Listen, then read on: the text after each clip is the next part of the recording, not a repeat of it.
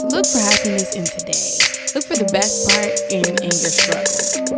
I really need you to calm down, okay? I really need you to calm down. Now, let me let myself be a human just like everybody else.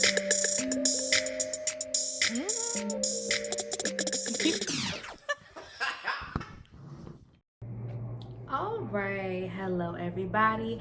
You're back with your host Jabri. This is Woman Talk, episode number 3, season number 2, and it is Halloween. Happy Halloween, y'all. We have some scarier stories for you all today. I'm here in makeup. If you're an audio only listener, you can't see. You can always go on YouTube to Women Talk Podcast. If you ever need the link, just hit me up on my socials. My Instagram is Jabri ZD, and then my Twitter is JXBRXX. Hit me on my socials if you ever need the direct link to the podcast, but they are always in my bio, always linked in my link tree all the time. But yeah, if you can't see me, I am a pop art girl from like the comic books, a sad one. I'm just being myself for Halloween, my cancer self, crying, for Halloween or whatever. But I did this makeup look. I told you all on my Instagram that I was going to do this makeup look because I did it in 2017 and then I did it in 2020. And in 2017, that was the first time I ever did it. So it was my first time just ever using these techniques and everything. So I did good, but in 2020, I did a lot better. And I'll say, honestly, this year's look, I feel like is in the middle of those looks. I did less color and more like a minimalistic look, like more focused on the makeup, and I really enjoy that. But I think the color made it really stand out, and that's why you guys like the 2020 look. So if I'm being honest, I think it ranks 2020, 2023, and then the 2017 look. But I do think I look cute today. I'll even get close so y'all can see what's going on. Yeah. So for all my audio listeners, again, I am a pop art girl, but you can see my makeup very easily if you go on Instagram or on my YouTube. Instagram is Jabri ZD. YouTube is Women Talk Podcast, or you can search Jabri Dickerson. But yeah, we're here. We're going to talk about some scary stories today. As you all know, as I've discussed before, I've been on the internet for years, like a very, very long time. So I have heard so many stories, real and fake, across the internet. But the ones that stick out to me and actually stick with me and like live my personality and live rent-free in my brain are the ones that are real, because the internet introduces us to so many things that are real that we never would have been able to experience without it. Like we wouldn't have even known about these things unless we heard it through the grapevine, and we probably would have thought it was fake. Now we can see proof and like actually look at it. So I want to talk about 2 very terrifying true stories that I heard about on the internet. And the first one is going to be the woman that melted into her couch. Her name is Lacey Fletcher. And the second one is going to be about McKamey Manor. I'm not going to name the man who owns McKamey Manor because I just don't feel like he is necessary to talk about it. So, yeah. But I do think we need to talk about Lacey Fletcher, and we do need to say her name and hear her name because her story is actually crazy, and I'll tell you guys why in a little bit. So, yeah. Stay tuned. All right, so the first story we're going to refer to is McKamey Manor. Again, I'm reading my notes, so if I look down, please don't mind me. But McKamey Manor is a survival-style horror haunted house.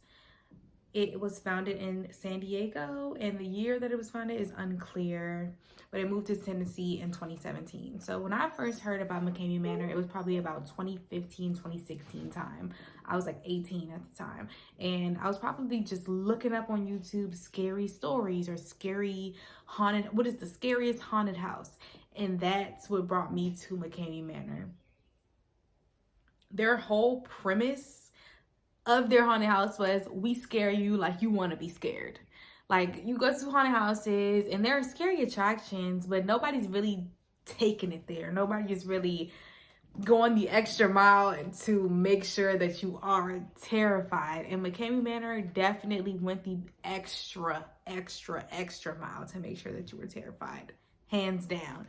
And I felt like it was so cool. Like, I felt like the concept of that was so cool, especially as a person that loves that loves horror and loves to be scared. I really like that concept. Like, wow, you really sign yourself up to be in a true scary movie.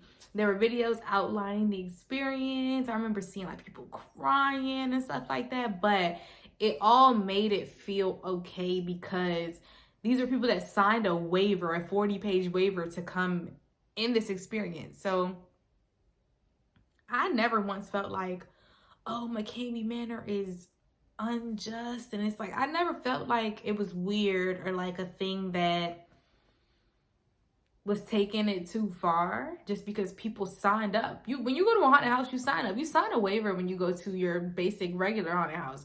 It's not as extensive and it's not as inclusive as the waiver at McKamey Manor.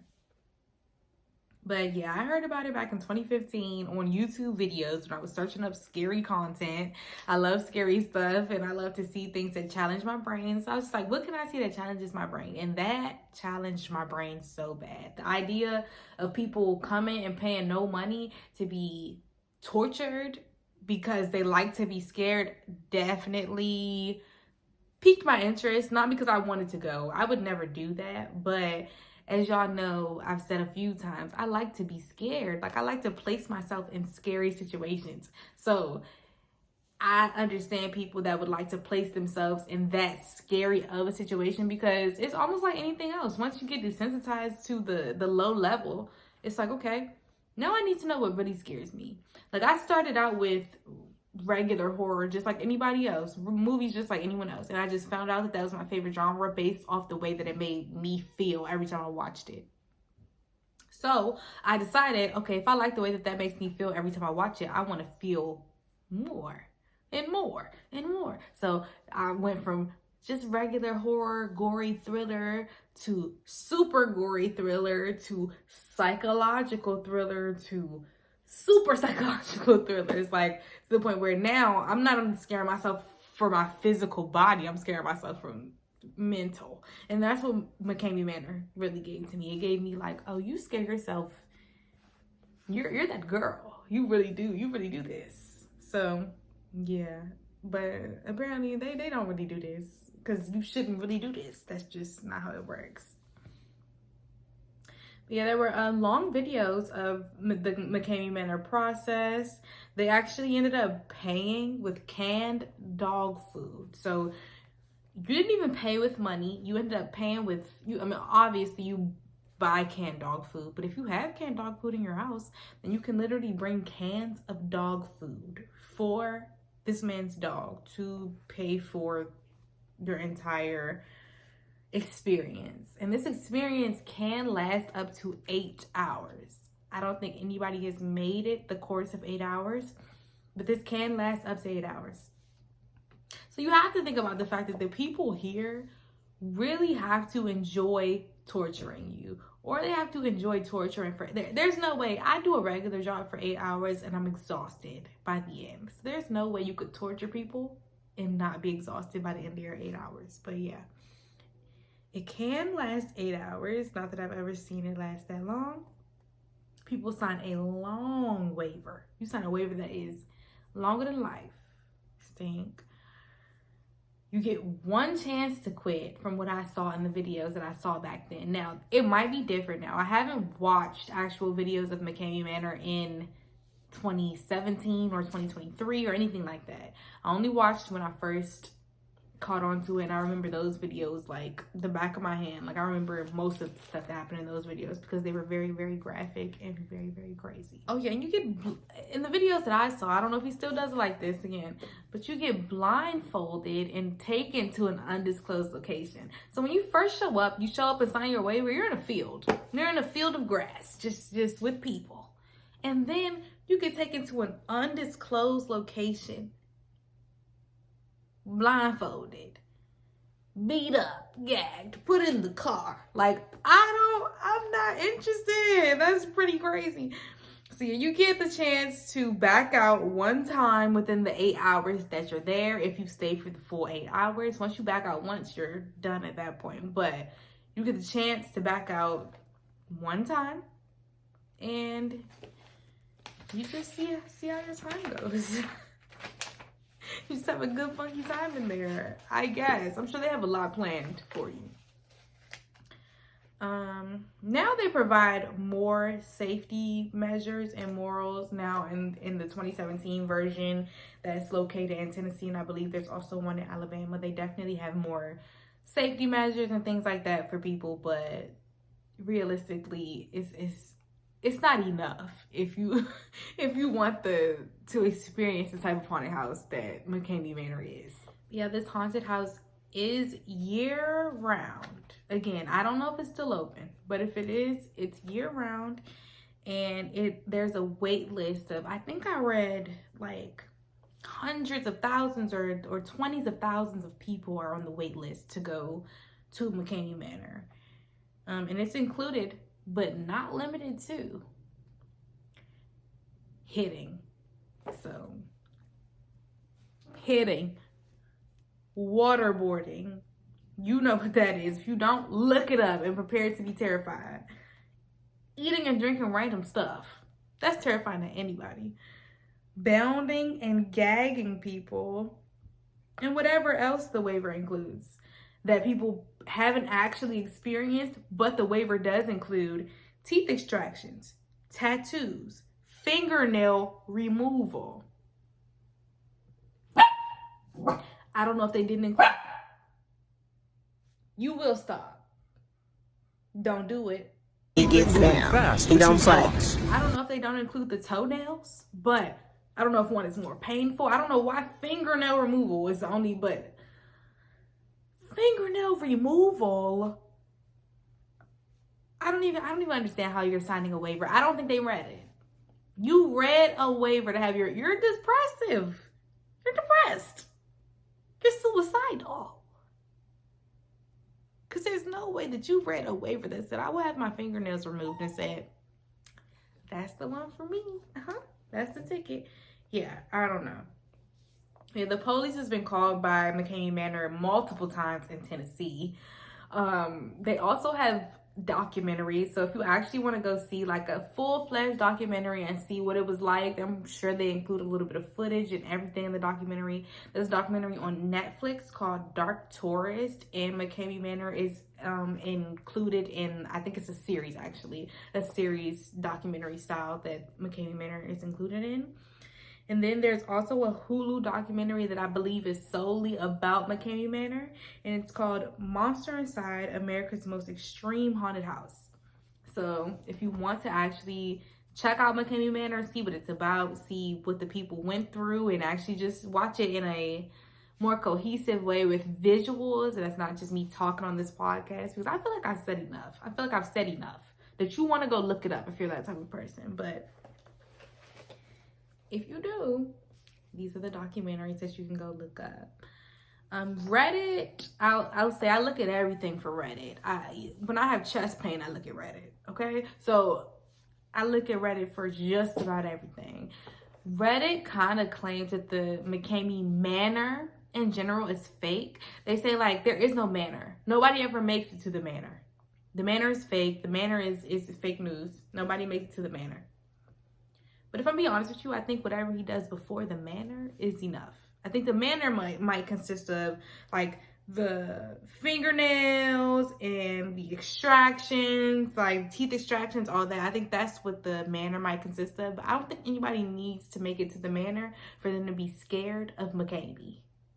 Because, baby, I'm scared. I ain't even heard enough happen in the manor, and I'm scared. So yeah, a lot of Reddit users were saying like there is no actual manor, like on some there is no actual manor. They're only just doing that part. You do that part. You do that part because I want to see somebody do that. I want you do that part. All right. Shout out to all the girls that survived McKamey Manor and also experienced real PTSD, real trauma, real things that I know people experience. And I want to say this about both of the stories that I'm talking about today. The second story is a lot more serious than this one is, but I just want to say both of these stories are centered around trauma. These people are actually experiencing trauma. The people at McKamey Manor, when they said they survived it, anybody who says they're surviving anything, just like R. Kelly, is experiencing some trauma. Like there's something that's really going on. There's something that really happened to them. It changed their brain chemistry. So I just want to keep that in mind as we're talking about these willing participants. Every willing participant is not happy about the outcome that happens to them within what happened. But we can't just count them out because they're willing participants. Like, I just want to tell these people's story and make sure it's heard, because I don't think it's right that the man that owns McKamey Manor does all these things to be. All he does is let people sign up to be tortured by him because he probably really enjoys torture, which is actually really sick and twisted if you really want to get into it. But it's just hard because these people signed up for it. So it's hard to have any backlash or any push against what they've done and what they're doing right now because they signed that paper. So I get it, y'all, but yeah, but McKamey, he gonna torture you just before you make it, and it seems like it's enough to me. I don't really have too much tea about McKamey Manor beyond that because I feel like that was enough tea. Like, if you want to go get tortured, go ahead and go to Alabama or Tennessee. It's called McKamey Manor. I'm sure it'll be in the title or in the description. If you really want to go get tortured, please go get tortured and then come on the podcast. Let me talk to you so we can figure out what happened, why you want to do that. Let's talk about it. But yeah, hopefully that was interesting to y'all. Hopefully you never heard about that so that you get some new information about something.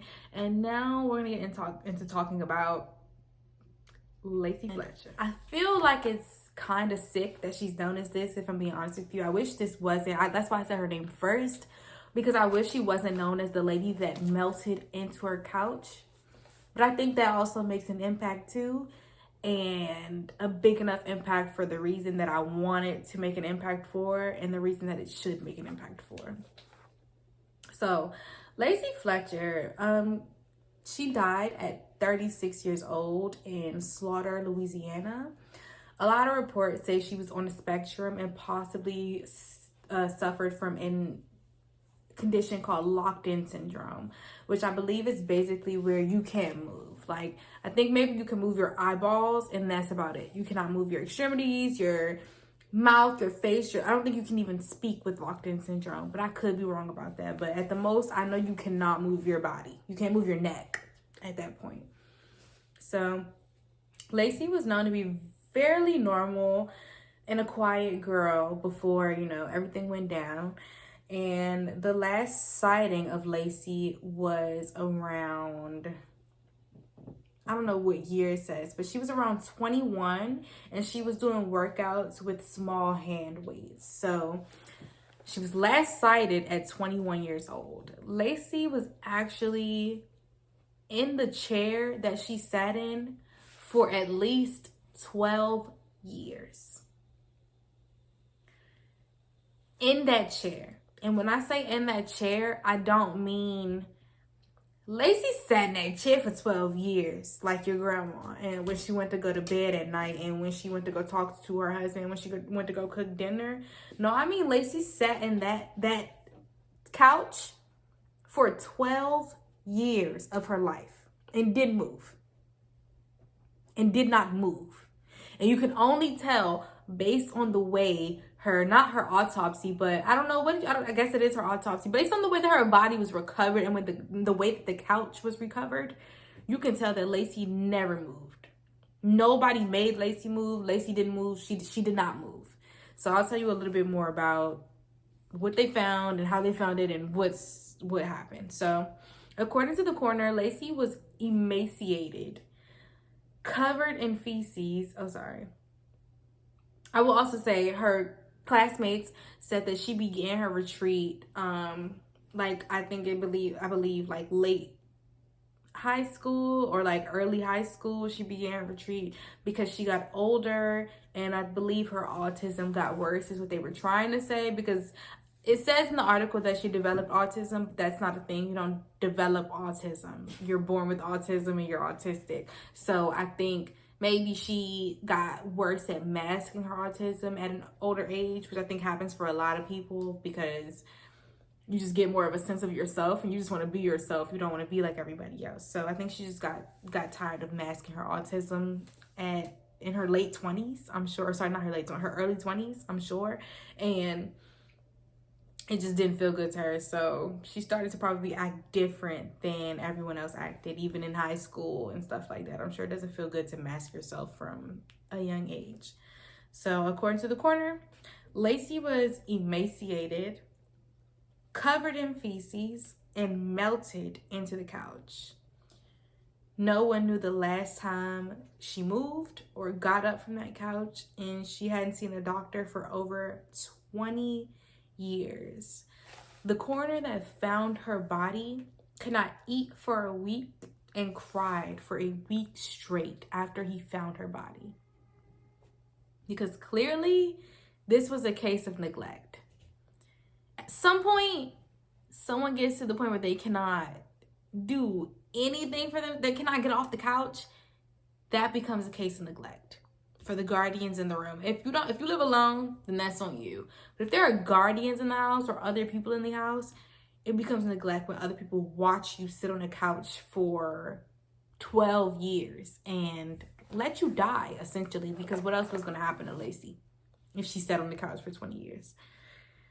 Yeah, her lower body had worn into the couch so much that her feet were crossed beneath her inside the couch. She created a hole that filled with urine and feces. So her body sunk so deep into the couch because she sat there for so long that she created a hole that filled with urine and feces. Her underside was covered in ulcers and rotted to the bone. There was fecal matter in her face, chest, and abdomen, as if someone had fed her the fecal matter or she got hungry and ate it. And I can't confirm that from either story. I've heard it different ways from different articles and different stories, that she got so hungry that she ate her fecal matter, which is understandable if all you do is sit on the couch and no one feeds you, and that she might have been fed it because people in her life were abusing her, clearly. Like, they were just neglecting her and abusing her. So that's what's to stop them from feeding her feces if they just watch her sit on the couch and rot away. Her parents were arrested immediately after she was found. And I'll say I have two different sources of how she was found. So I watched a YouTube video on this first. That was the first way I heard of it. And in the YouTube video, someone said that her neighbor saw her through the back porch window. And in the state that they live in, it's Louisiana, in the state that they live in, you can't see a person who is dead. I think she died, actually, and they saw her. And you cannot see a person who is dead and not report it without being claimed in that murder, without being charged for that murder. You can't see a person that died and not report it without being charged for the murder in Louisiana, I believe. That's what the person in the YouTube video said. I'll link that YouTube video below too. I don't know if it's true or I believe that person because I believe that they did research, but I don't know. But yeah, they said that the only reason that they reported Lacey dead was because her neighbor saw her, and they said that they were going to tell the cops unless her parents did.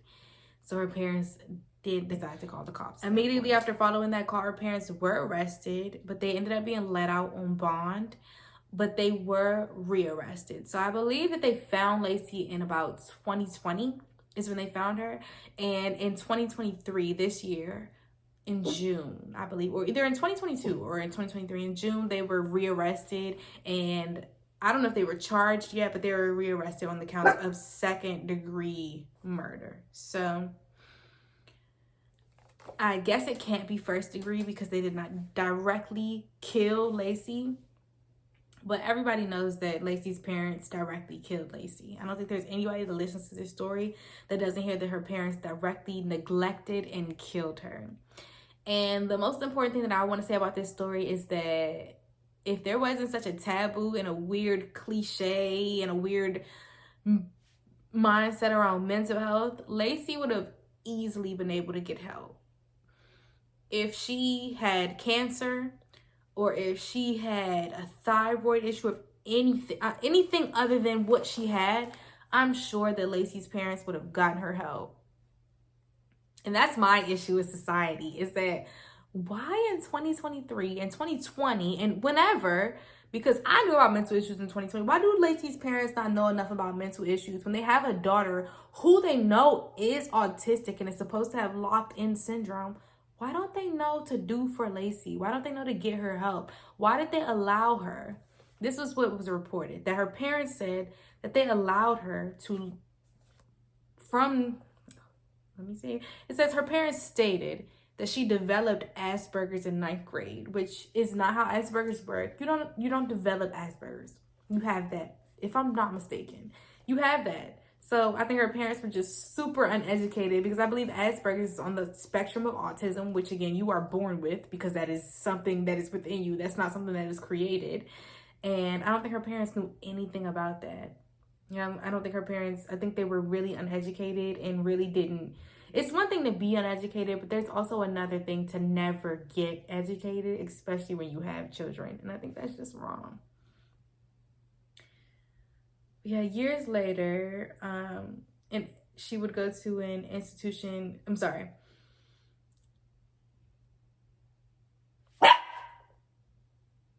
But years... So when she developed Asperger's in 9th grade, according to her parents, shortly after that, maybe 5 or 6 years, she developed locked-in syndrome, where she wouldn't get off the couch, which I don't even think those two things are the same thing, if I'm being honest. I feel like locked-in syndrome, you cannot move, you're paralyzed. But she said that her parents basically insisted that she use the bathroom on the couch, and they let her. They brought her a towel. She used the bathroom on the towel, and then they would take the towel. And I think eventually they stopped taking the towel. But you guys, I just want you to know, Lacey was not like in a couch in a basement. Lacey was not like in a room by herself. She was not separated from the rest of the house. There was, from what I heard in the YouTube video that I watched, folded clothes around Lacey. I just think it was messed up that there were full folded clothes around Lacey, and that her parents didn't take the time to just make sure that she was okay mentally and ensure that she was okay physically.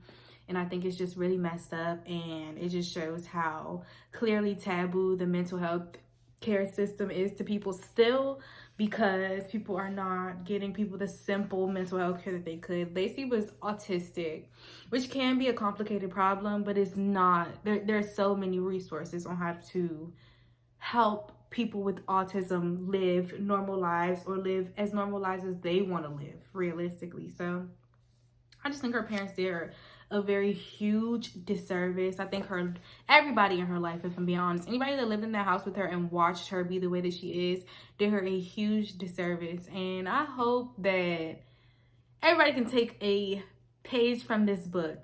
If someone starts to tell you that they want to use the bathroom on a towel, please go get them a mental intervention. If someone tells you that they start to want to use the bathroom anywhere except for the bathroom on a regular basis, get them mental intervention. Simple things.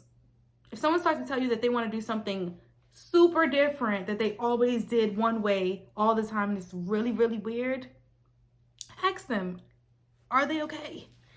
Are you doing fine? And you'll be able to tell if you're doing fine. You'll be able to tell if they're doing fine or not. And then you got to figure out what you got to do from there. But let's just stop letting people just disintegrate in a terrible mental state, because it can go very, very, just very checked very fast. It doesn't have to be like that. Questions I have. How did you live with her aroma, her parents? How did you just live with her aroma? Because if she was eating feces, there's no way she smelled good. If she was pooping on herself and peeing on herself in a hole in a chair, there's no way the hole in the chair smelled good. So please tell me how you folded clothes around that. How did you live around that? How did you watch your daughter just die? How is this not murder in the first degree? I understand that they didn't kill her, but like, what else did you expect if someone, I don't know. Yeah, I don't know.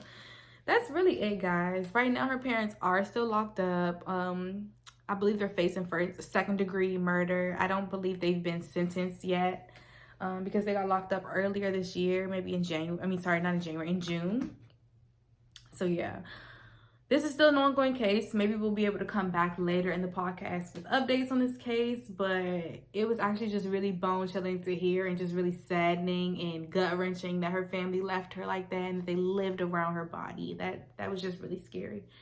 So yeah, I hope these stories, it didn't give like spooky, but it gave spooky, because that's how my brain works. It goes spooky, not oh spooky, like no, get scared for real and fix it and change it. So let's figure out what we can do to fix it and change it. Let's get scared for real and see the stuff that's happening around us. McKamey Manor, that's all. You can't tell me McKamey Manor, the whole thing isn't a product of mental illness. Like the whole thing, the man, the people that go, everything, that's all a product of mental illness.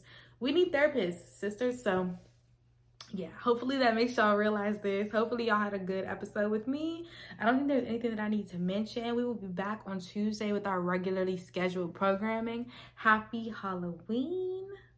And thank you guys for tuning in once again to Women Talk Podcast with your host, Jabri. Please follow me on Instagram. That's Jabri ZD, J-A-R-B. I'm sorry. Wow. J-A-B-R-E-Z-D.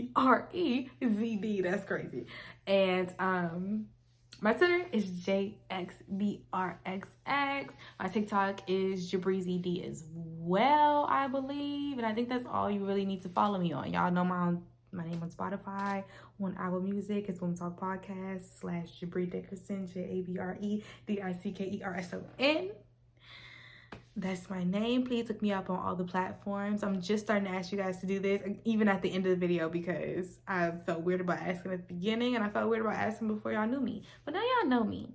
So please please subscribe. Always hit the like button on every platform you listen to. And if you feel comfortable, go on another platform. Come from YouTube, go to podcasts on your iPhone and click like, and go to Spotify on your iPhone and click like, and then do the same thing for everything else, because you love me and I love you back. All right, bye y'all, see you next week.